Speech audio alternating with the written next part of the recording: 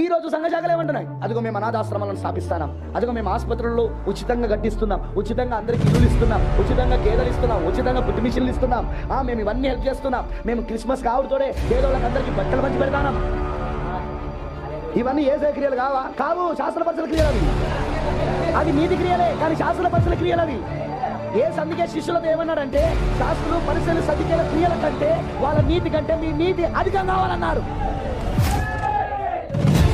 ఎలా అధికమవుతుంది? అది ఎలా అధికమవుతుంది? వాళ్ళ నీతి కంటే మన నీతి ఎలా అధికమవుతుంది? వింటున్నారా?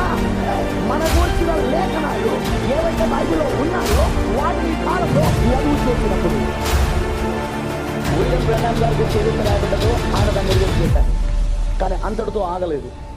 విలియం బ్రెన్హామ్ గారు మన గురించి ప్రవచించెళ్ళాడు. ఆయన ప్రవక్త వధువుని గురించి ప్రవచించెళ్ళాడు. ఇది వధువు పలుకుతుందని ప్రవచించాడు. ప్రవక్త పలికిందే వధువు పలుకుతుంది. వాళ్ళు అర్థమైందని చెప్పింది. వధువుకేం కొత్తది రాదు, ప్రవక్త పలికిందే వధువు పలుకుతుంది. కానీ అది ప్రవక్త పలికినప్పుడు జరగదు, అది వధువు పలికినప్పుడు జరుగుతుంది. ఎందుకంటే వాక్యం ఎప్పుడు ప్రవక్త దగ్గరికే వస్తుంది, వధువు దగ్గరికి రాదు. వాక్యం ఎప్పుడు ప్రవక్త దగ్గరికి వస్తుంది, ప్రవక్త దగ్గర నుండి వధువు దగ్గరకు వస్తుంది.